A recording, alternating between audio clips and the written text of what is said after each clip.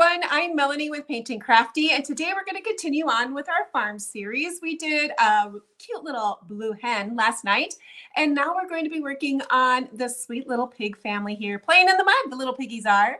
I'm going to be showing you step by step of how to draw them. I'll start with that process. I'll break down the shapes so it makes it easy to follow, and then I'll show you a simple watercolor technique to add the color. But once you have it drawn, you can use whatever your favorite art medium might be. Now, for those who might be interested in having a little help drawing, you can always jump over to my Ko-fi page. It's like a Patreon page, and that's where I have my subscriptions for my draw-alongs, for my tracers. That's where you'll be able to find those for all of my drawings for my YouTube channel will be there. It's very reasonably priced, and it's a great way to support my channel if you find that you are finding value there.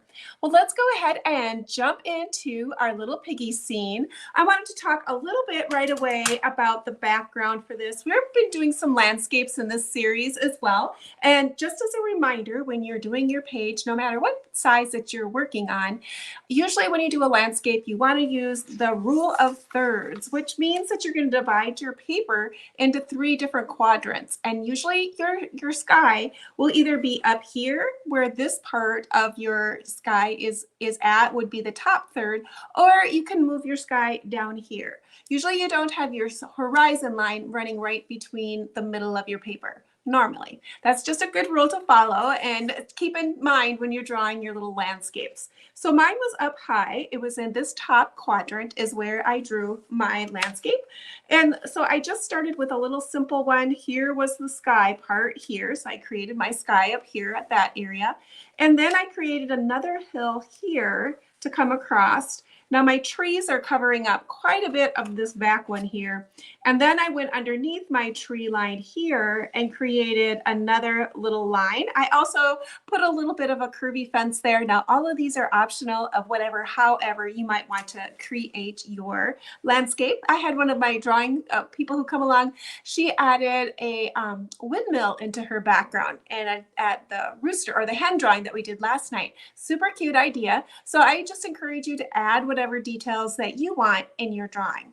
So I added these little tree lines back here, the skinny little trunks, and then I kind of call them like little lollipop trees. There's not a lot of detail in there. And I wanted to try this technique where it's the negative painting. So I wanted to put that darkness behind and have the tree trunks as the brighter part to give it an illusion that the trees, there's darkness and it goes back farther. I wanted to try it. So I thought it looked great over there, and I liked having that over off to the one side. So I still have balance, and I created my cloud scenes with some toilet paper. Pretty easy to do. Now we're going to be doing this little pig family. She's sitting kind of sort of in the middle. When I take a look where I drew it, I like to just draw some guidelines down if that helps you figure out how big to scale wise of how to do your animals. I drew it like this. This is what kind of like your tracer would look like that you would download to be able to draw your picture. So this is where she's sitting. And if we take a look at this shape here, it's rather kind of like it's just a roundish jelly bean shape is what I'm going to say. So this part of her face here, when you're drawing your circle, this is going to give her chubbiness feel here. However you draw this line, if you were to draw it more straight and then back, that's going to change her shape of her face more. If you make it more rounded, that's going to give your little pig more of a chubbier pig look. And then as you come back, it's going to be rounded here again. So it's going to be the rounded little bottom. Now pigs do have kind of big ears. They are not small like a cat ear, but a little bit bigger. And I did my ears on my original one. Both ears are facing me, which is a simple way to do it, but you could add a little bit of a curve if you wanted to on your ears. I just came up and I did a little bit of a rounded bit here, came back, and then followed some of the shape that I drew here. I erased that part of her body because this ear is facing me, so I wouldn't have that part of her body showing.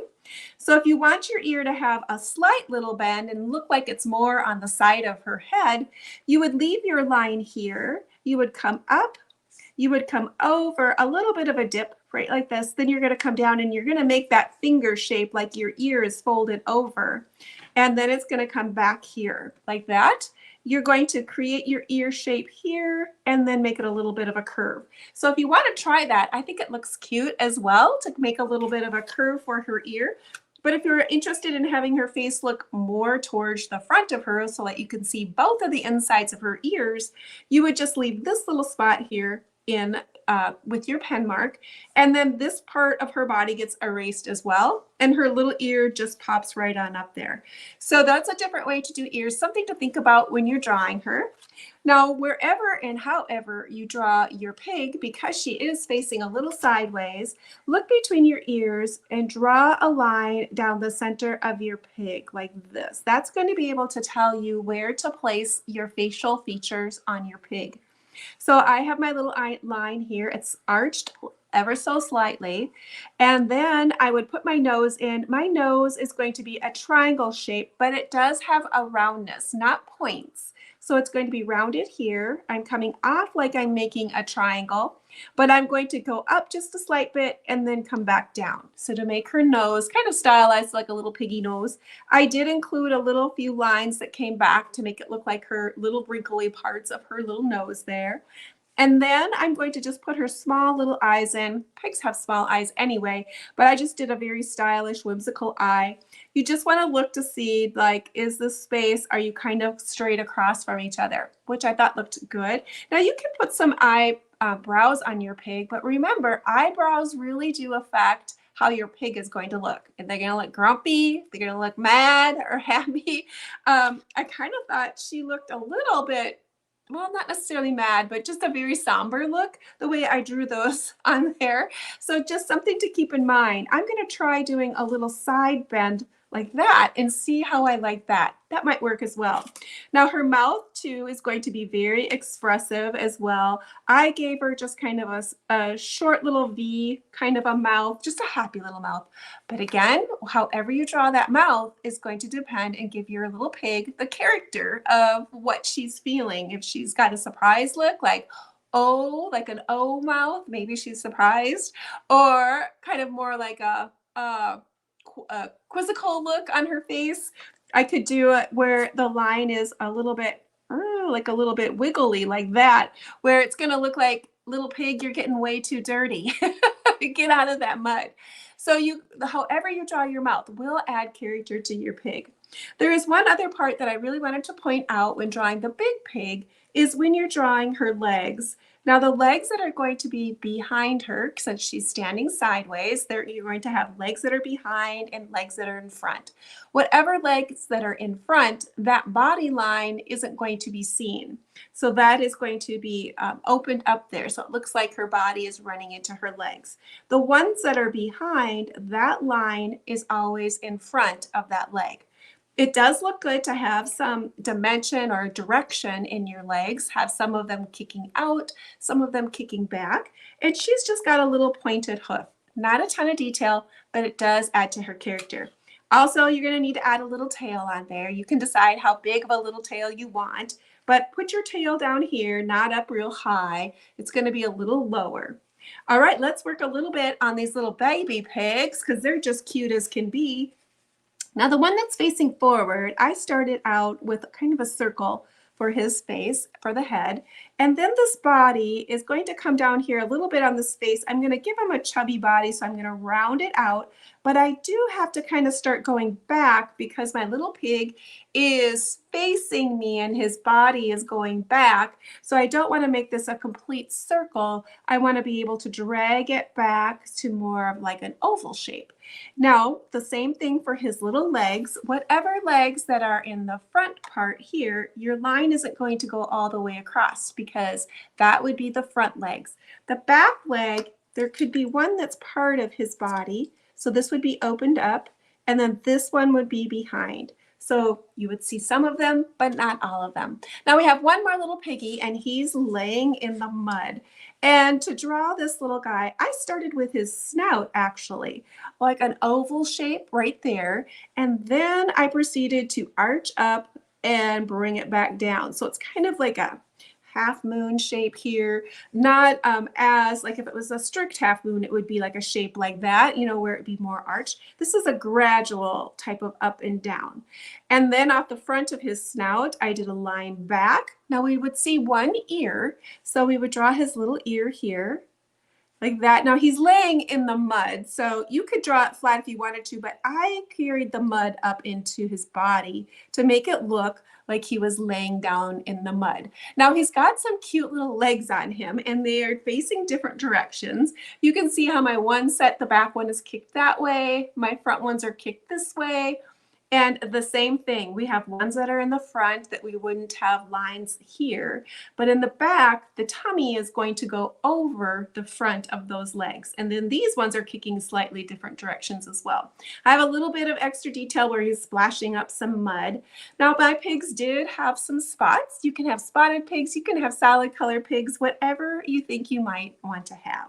So those are some of the basic drawing techniques that I used on this little one. I did pop in a little bit of a fence line to remember that that's farther away. Your posts are going to be smaller. I like drawing them individually and kind of whimsical so they have a little bit more character in them. And even the lines across, I take the time and draw them separately so it gives more character to my post line, so it's just not just a solid line that's coming all the way across. You can try them both ways, see what appeals to you, but that's what appeals to me. All right, let's go ahead and work on some of the water. I'm going to start with my cloud line or my sky line. And what I'm going to do first is I'm going to wet my paper with just clear water. So I want to come up here. Wherever your paper is wet, that's where the water is going to flow. So I'm going to bring it down to my first fill line and I'm going to drag it across. Now I don't have like a big amount of water, like standing water on it. I'll try to bend this a little bit so you can see how much water I have on it. Now Canson brand watercolor is not 100% cotton, so it does dry a little bit faster than what a cotton paper is, but when you start this process, you just need to keep on working. Okay, so let's show you. You can see the shine. It's kind of an even shine across. Now I'm going to mix a little bit of this purple color here first. I'm going to water it down pretty well. And I'm going to blush in a little bit of purple on my sky. Now with skies are always darker at the top and then they get lighter as they come down to your horizon line. So that's what you want to shoot for, is a little lighter as you're going down. So there's my purple. I'm going to just blush that in just a tiny bit. And then I'm going to pick up a blue here, sky blue. And I'm going to, somewhat of a water. I'm going to start at my top because I know that's going to be the darkest. And then I'm going to be bringing down my lightest color. So I'm going to add a little bit more water to that and add it to the bottom. I'm going to be using some toilet paper again. If you watched the, we have a farm scene one that we did, and I showed you how to use the toilet paper to create clouds, and it's an easy way to do it. And cheap toilet paper works the best, kind of. So all you do is take your toilet paper, roll it up kind of loosely, and then you're going to just dab in some clouds. This works best if your paper is still dry. Mine did get a little, if your paper is still wet, mine did get a little dry. I have a lot more kind of cloud lines from my toilet paper, but that might work out okay. You could always come in with a little bit of extra water, come in and maybe soften some of those a little bit. But I'm still liking it. It's got a nice blend. You could come up and add a little bit darker around your edges. You could add just a tiny bit more in there. Come in with your toilet paper again and kind of soften those lines. Okay, I'm thinking I'm going to leave it. I'm not going to touch it. I'm not going to overwork my lines. Now with watercolor, it always wants to go where the water paper is wet. So I want to give this chance to dry before I would work on anything up at the top, because my colors would just mix right into each other. So I'm going to choose a different area to work in. And I think what I'm going to do is I'm going to start with my mud puddle. So I have a little bit of browns that are set up over here, and I'm just going to be mixing in on my plate and going at mix as I go. So I'm just going to take some browns out, have them sitting here. But I'm always going to start with my lightest and then work my way dark. Mix to about tea consistency. And I'm gonna just pop this color around my little pig family and let them start playing in the mud.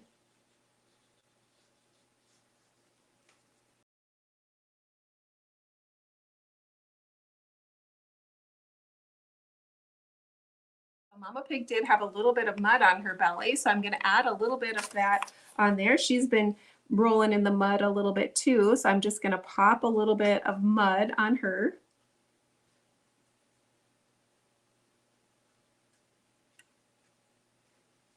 Watercolor is going to dry lighter, so if it looks a little dark now, it's still going to dry light.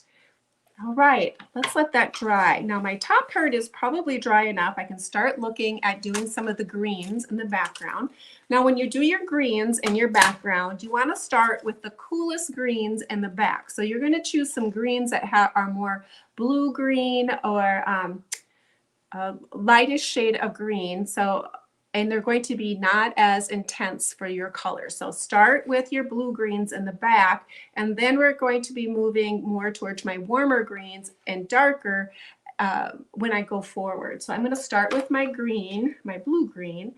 I'm just going to pick up a little bit of, let's pick up a little bit of blue, like so. And I'm going to add a little bit of green to it. Okay, that's a nice color. And I'm just going to pop this color in here. I'm going to go right over that fence line because the fence line I'll put in with my markers, so I'm not too worried about. There we go. I'm going to leave just a tiny bit of white showing as well. Now I'm going to need to change my next color over. So that's a blue-green. I'm going to work a little bit more into like a cool, like a yellow. I'm going to add just a little bit of yellow green in there.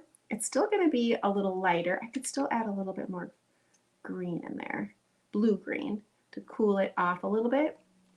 And let's see what we get here.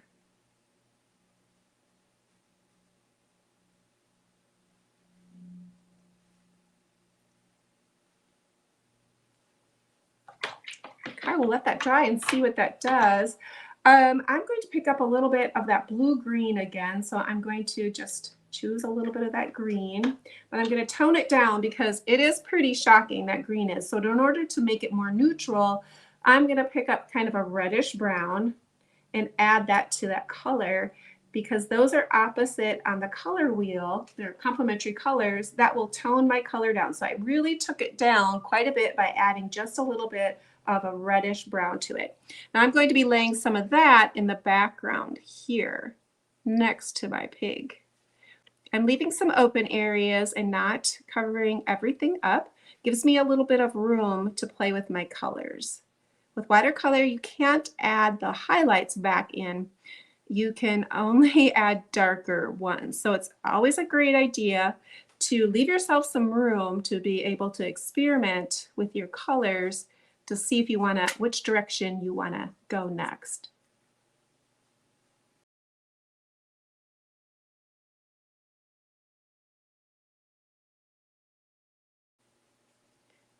I'm going to let this dry, and I will be adding, I'm sure I'll be adding a little bit darker greens into this to give it a little bit more dimension as I build this, but I want to give it a chance to dry. I maybe should do the trees first. This still might be a little wet. Up here it would still be dry, so that might make the most sense, is to start up high and then work my way down.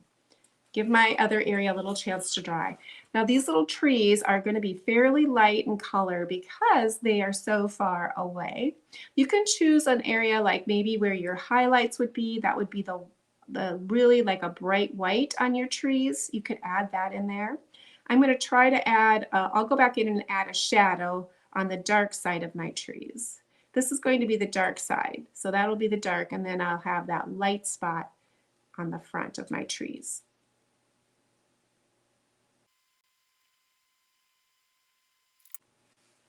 Okay, now might be a good time to add on that blue. I think my paper's a lot more dry, so I'm going to take my smallest brush I have, and I'm going to lay in this dark color in the background, but I'm going to go around my tree trunk. So this is called negative space painting. So I'm painting the negative space that's behind the trees.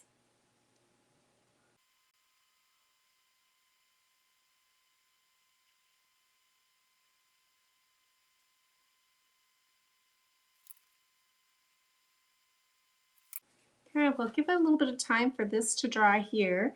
And then I will go in with like same of the brown mud color and I'll paint those little tree trunks in the background. Really kind of a fun look. I'm glad I chose to do it and give it a try. Now let's work a little bit on these little pigs. I'm going to start with, I'm going to change my color palette of my colors. I have this peach and this pink that I think look really good together, and that's the colors I'm going to be using on my pigs. I'm going to give these a squirt to get them ready to go. Whoops, and I sprayed my there. I didn't mean to do that. I didn't want to do that, but I'm going to be using those peaches and those pinks. I'm going to start with some clean water first, and I'm going to lay that clean water. Got some purple in that brush, probably won't hurt it. Okay, let's go ahead and add the clean water to my pigs. I am going to go around her little spots, but the rest of it, I'm going to add some water to it.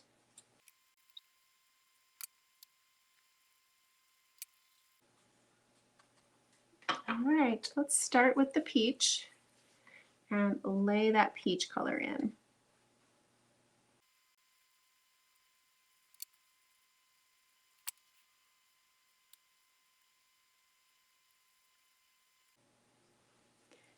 That was a wet on wet technique, so I'm going to let my colors just melt together and kind of come up with a real pretty shade of peach and pink together. And while I'm waiting for that one to dry, I'm going to go ahead and do my little babies too.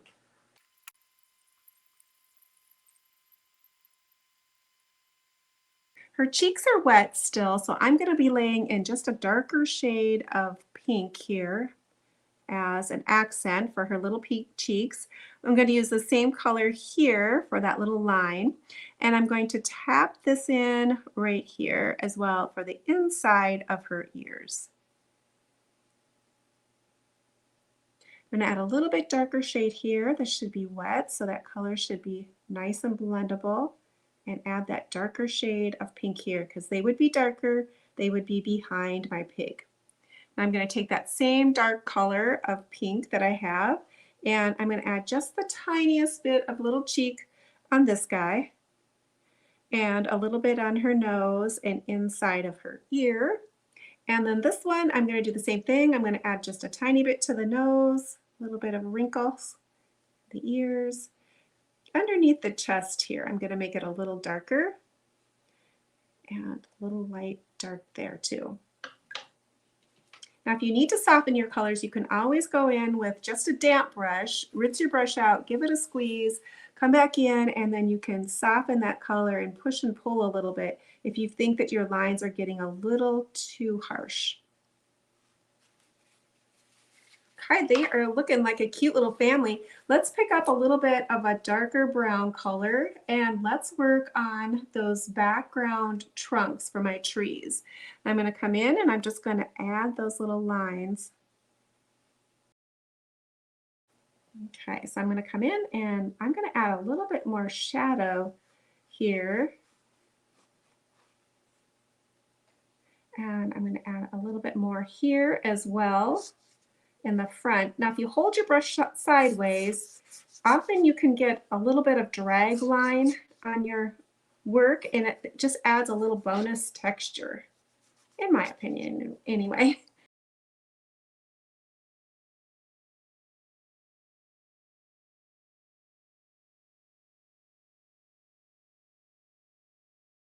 Cute, right? Very cute. All right, now my little pig does have a little bit of a darker hoof on her, so I'm going to just choose a darker brown that I might have, and I'm going to be adding the little bit of a hoof on there. All right, I'm going to add some spots onto my pigs. I'm going to use a black, but I really want to water it down. I do have a warm black in my set, so I'm just going to be adding quite a bit of water to this color here, and that's the color I'm going to be making my pig spots with.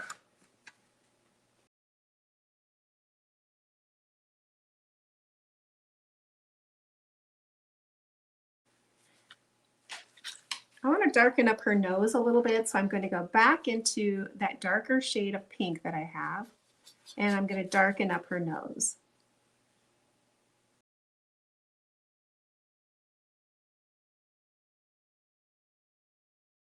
All right, I think I'm ready to start adding my pen work on there. So tonight I'm going to be choosing to use, I'm going to go down even a size smaller, a 005, to be able to do my detail work with. And I'm going to try that. Now, normally I don't use this size just because the tip does wear out fairly fast on watercolor paper, anything that's a little bit rough. It does wear out pretty quickly.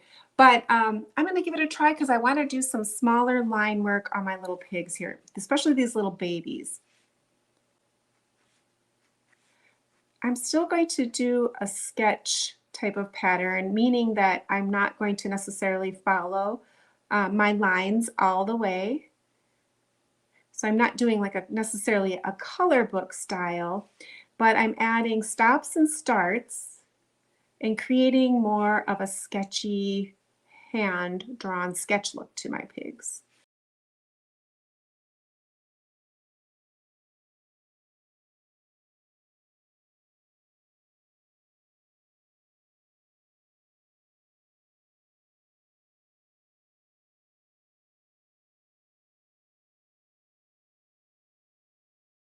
Forgot to put my little piggy tail on. I better do that too. I'm going to be adding some white tonight to my eyes. I'm going to be using some gouache on it. I'm just going to be taking a skewer just from something very tiny, and I'm going to put on a little bit of that white with that gouache. You might want to dot it first to make sure you don't have too much on your end of your skewer. And then I'm going to just pop in a little bit of white, little highlight, and bring those little guys to life.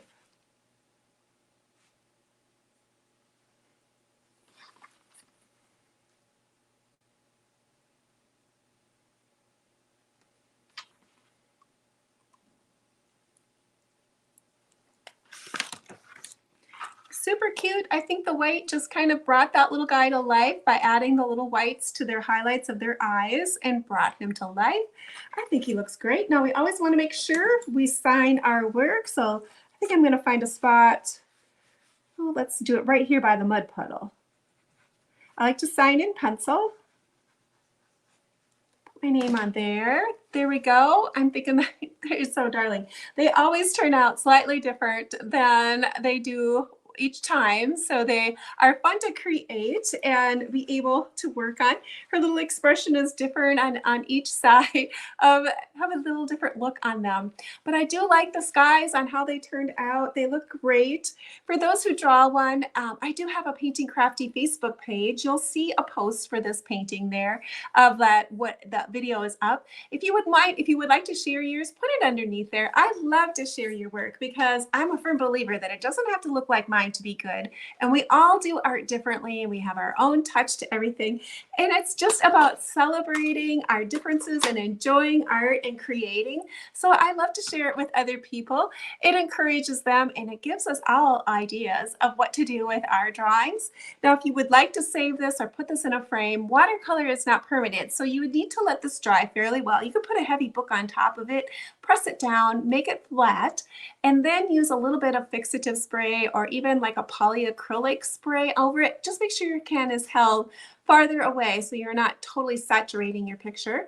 You could spray it with that, and then that would be a clear coat. Or you could also use a wax. Dorland wax is made for watercolor, but I like using Annie Salone as well. It works great, and you just wax it like you would wax a piece of furniture. And it's a nice, pretty sheen, just kind of a real satiny kind of a sheen. So again, thanks for joining me. If you don't subscribe, go ahead and subscribe. Tap that little bell button because that means that you would get a notice of when I'm going live, which is really super helpful. YouTube will send you when I'm not when I'm going live, but when I put up a new video, they'll let you know, which is a nice little benefit that they do. I do appreciate everyone's comments. Let me know in the comments what farm animals you might want to see for the rest of this month. We're still doing farm animals and some farm scenes. So I'd be happy to know what you might like to do. And hopefully you'll come back and join me again. Bye now. Finding the off button is often the hardest thing to find.